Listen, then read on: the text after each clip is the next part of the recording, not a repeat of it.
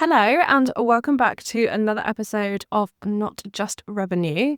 My name is Emily Nutley. I am trying a new title, but what I'm going with is business strategist, which feels exciting and terrifying at the same time. And I want to talk to you today about changing your stance on something inside of your business. And now you might be thinking, Emily, what has this got to do with money? What's it got to do with revenue? And let me tell you everything. Okay, because we are as solo entrepreneurs, as solo business owners, like we are the face, the voice, the image. We are the brand, really. Like, let's be honest, like we are the brand. Like our business might have its own brand, but ultimately we're the ones that show up and present it. And so our voice is in our messaging and our marketing, which ultimately leads to trust and conversions and sales and money and all that jazz. And I think it's really important what I have to say today, because I definitely feel like there is almost a unsaid, I feel like there's two things that are true at the same time, and that feels really confusing. I think you can feel scared to change your stance on something for fear of backlash from people that follow you or people that are, I want to say like fans, but that's not the right word, is it? But like community members, right? It can also be true that if you don't change your stance on something, then you can be seen as being maybe too stubborn, not afraid, not willing to learn and change your mind. And so it can feel really confusing when you go through an era of growth within your business, of personal development, and maybe your views around something change. So this is something that I'm currently coming up with, and that's why I wanted to talk about. I feel like this podcast is mostly my personal journal. And so first of all, thank you for listening. Thank you for being here. But one of these things I'm coming up against this week, because I've noticed that in my messaging, I am now mentioning something repeatedly that in the past I have also repeatedly said doesn't exist and isn't a real thing and I hate. And so now I'm kind of actively coming against what I said previously. But as ever, there is nuance. And that is the hardest thing about having an online business, or just, it's the hardest thing about marketing in general, right? Because sometimes it's you can't always mention the nuance, right? You can't give every little bit of lore and detail and in every single post. And so you might say something and that feels confusing because, your audience thought you believed something else. And I guess this episode is almost me getting ahead of that, while also hopefully helping you to realize that it is okay to change your stance on something. And if anything, I actually think it's a strength to do so, and there isn't anything to fear. So what am I changing my stance on? Right. In the past, I have been very clear on my dislike of the word consistency and consistent when it comes to income and in the online space. You know where this is going. I have ranted about this on the podcast, and I stand by, this is the thing. I stand by everything that I have said. Okay, so my previous stance was, I hate consistent income. I hate this notion of consistent income. I hate that, business coaches, sales coaches are out here kind of selling this consistent income, right? Because income in business is very rarely consistent. Like, it will go up and down. Like, that is the nature of, you can have quite similar-ish, but it will never be exactly the same, right? And I think the things that I used to say, again, I still stand by all of this, is that if you want consistent income, if you want reliable income, like, go and get a 9-to-5 job. Like, that is just not business. Business is having inconsistent income. And inconsistent income isn't the problem. It's how you're managing it and how you manage that inconsistent income to be consistent income. Okay. That is my OG stance. That is what I have ranted a lot about on the podcast, and especially when I was under this kind of umbrella of money coach, because my whole thing was around changing your perspective on what consistent income is. But I'm repositioning, right? I'm kind of like light pivot, light re-niching, we're kind of going from being a, traditional money coach for business owners to more of a business strategist with this kind of like financial backbone to it. And so now I am just naturally having to use phrases like build more consistency in your business. And it's not that I disagree with everything that I've said before, because like I've just said, I still stand by all of that. But there's two reasons why now I'm having to be very front-facing with using the term consistent income and almost using that as a sales messaging, right? Using that to sell. And that is because ultimately you want consistent income. We all want predictability, reliability. It feels safe, it feels comfortable, it feels familiar. And so that is ultimately what we want. Okay. So it would be wrong of me to ignore that. Okay. I would be doing myself a disservice, my business disservice, and ultimately my family a disservice, because we wouldn't be making the money. Okay. If I was to ignore that and just be like, oh no, there's no such thing as consistent income. Anyway, come work with me and I'll help you manage it. Like, no, it doesn't sell. I know, because I've done it. So where I'm kind of coming at this with consistency is I'm almost talking about consistent income. And in my head, I know there's nuance, okay? And when people come and work with me, I will explain that nuance and they will still learn how to have consistent income, but maybe just not in the way that they thought, okay? And that isn't a bad thing. I'm not mis-selling something. It's using almost like what I was trying to do before, and maybe where I have been like really struggling in the past, is almost trying to teach people to come round to my way of thinking before they buy, before they opt in to work with me. And like for you guys, right? Like you are listeners to my podcast, like that probably has worked. It probably has. But for a colder audience, I have to be aware that actually not everyone is going to listen to every single episode of my podcast. Not everyone is going to read all of my posts, and so I need to be very front facing with like, this is what you want and this is what I help you with. Okay. So I now go, hey, you want consistent income? Great. Do you have inconsistent 2 to 3K months and you want to earn a consistent 5K month and, take home a reliable, set monthly pay? Yes, of course you do. I'm going to help you with that. Now, my vehicle, and this is where like how going into this new niche and this new era, nothing has changed. It's like, I want to be really, really like honest about this. Like nothing has changed. Nothing I am teaching is different to what I was teaching before. Okay. I realized that how I was packaging what I was selling was not landing. Okay. People don't want a money coach. Okay. People want a business coach. People want help with their business. They want to help making money, not managing money. I know if they learn to manage their money and they build their business with that solid financial foundation and kind of everything is reverse engineered around that, they will have more predictable, sustainable growth. I know that. My clients know that. But again, like trying to talk about that in like messaging and in content and front facing, to cold audiences is really hard. And literally, this is all I do, is repositioning, okay? Recognizing and identifying, okay, this is what people want. This is what they need. I help them with that.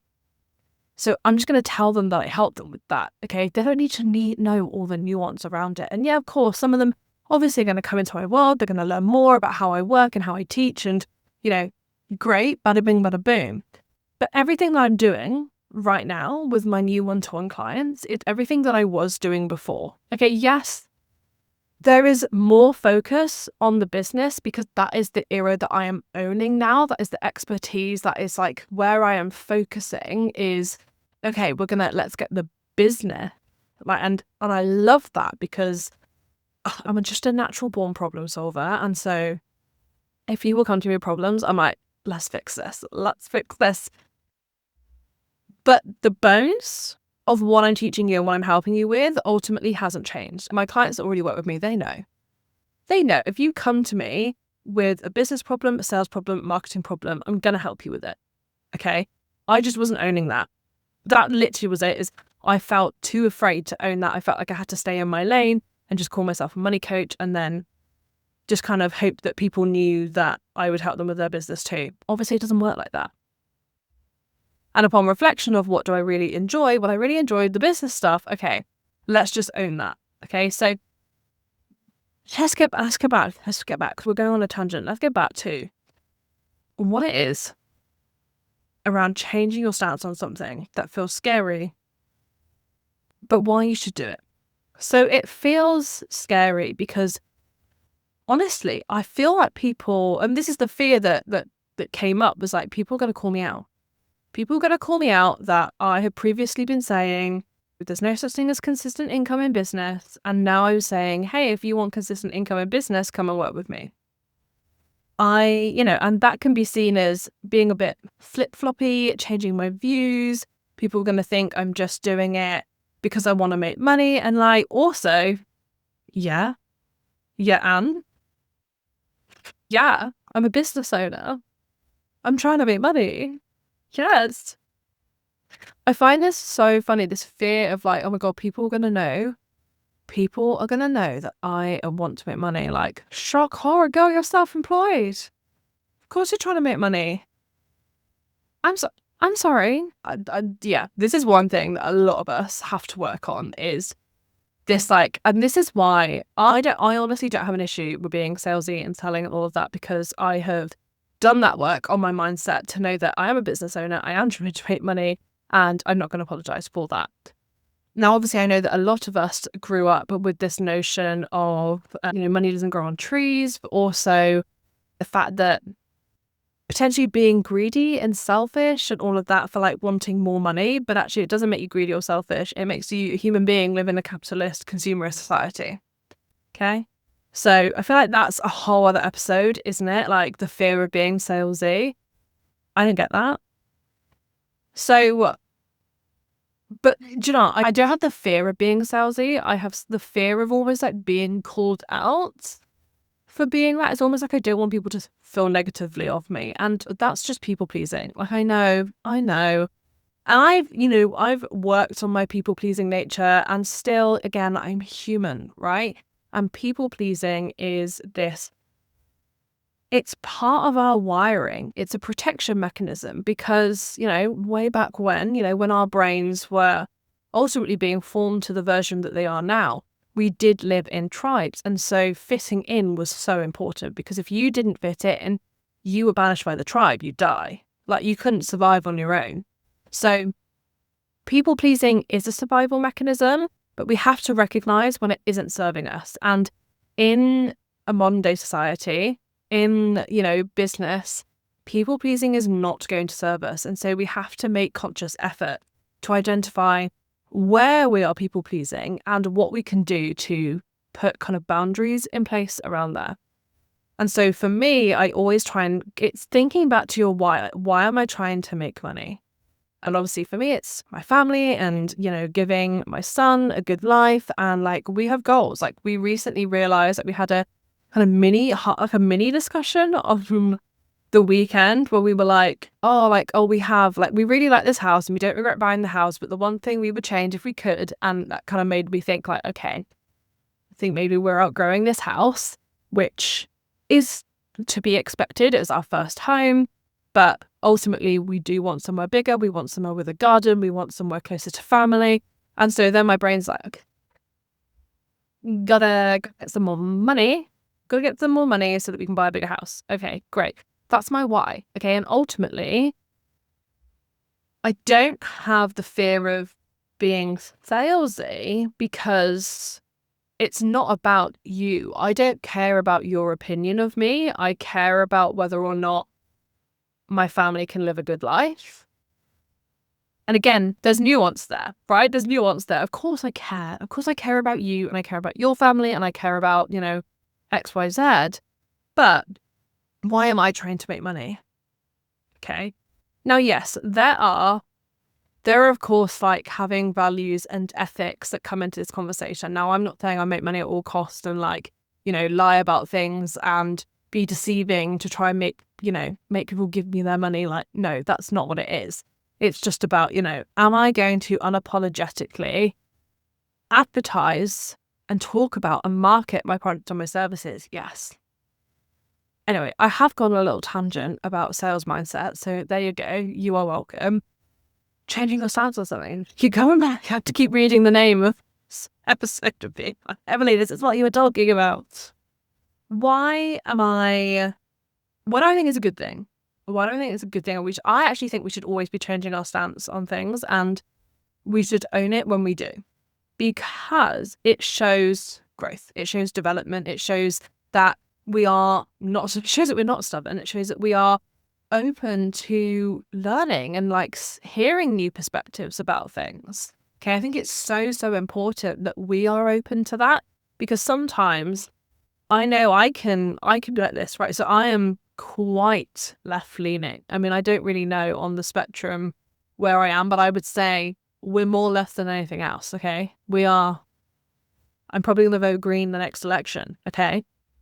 Yes, I did just meet Keir Starmer. Don't tell him I told you. Well, I'm like literally like, why did I mention? I had a point here somewhere. Okay, yeah. So all the time, I'm obviously hearing about people on the other side of the spectrum, this kind of right wing. And let's give an example of people coming over in boats. Okay, I see this all the time. I'm so fucking exhausted by it, right?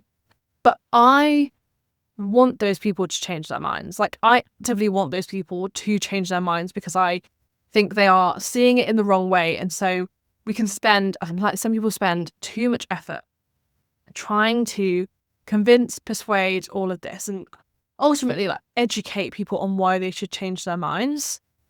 But I can't do that to them if I would not be open to receiving the same. I cannot say, well, my opinion, like, I believe the right thing, and so I'm not going to listen to anyone else, but ultimately you should listen to me. That's not how this works. How this works in life is we need to be open to learning new things, seeing new perspectives, being challenged as well. Being challenged on things. Like, I find this really difficult because my brain sometimes because I know that we really butt heads sometimes, and I think it's only because my brain, I can see things very black and white sometimes, and I need to be challenged on that, and then I need time to go away and think on it. Okay, and then ultimately I usually come back having like changed. I'm like, oh, okay, no, you were right. And there's usually nuance there, because there's nuance in fucking everything, okay? There's nuance in everything. But we can change our stance on something, and we have to be open to that. If we want to change someone else's stance on something, then we have to be open to doing the same. And I think that shows real leadership. I think that shows real ownership of running a business and having knowledge and expertise and opinions. Because if I wasn't doing that, like if I was someone that wasn't changing my perspective on something, but yet I'm out here trying to get you all to change your perspective on going back to that consistent income thing, right? Like, I was trying to get you all to be like, you don't want consistent income, you want consistent take-home pay, there's no such thing as consistent income, blah, blah, blah, blah, blah. But I was asking you to change your opinion on something without being open to hearing the return, right? Hearing you say, okay, but Emily, I really do need consistent income because I have bills today, pay, and I'm really stressed. And even though I'm saying like, yes, I know I'm saying the same thing, but in different words, that's where we would have gone. We would have gone backwards and forwards there. Whereas actually I could just learn, do you know what? They are right. They are telling me what they need. I'm going to listen to that. I'm going to give them what they need, but I'm going to do it in that way. Like, I'm still again, it's all about the nuance. Like, I'm still owning my belief. I'm still owning my stance on something. I'm just changing how it is being positioned. Does that make sense? And also sometimes like you are allowed to just change your stance on something. You're allowed to. Of course you're allowed to. Like, we expect people to, right? Especially in there are certain kind of socio-economic spaces where, people that are maybe earning a lot more money, we want them to. We want them to have a different perspective on things so that maybe how they then share that wealth is fairer for all.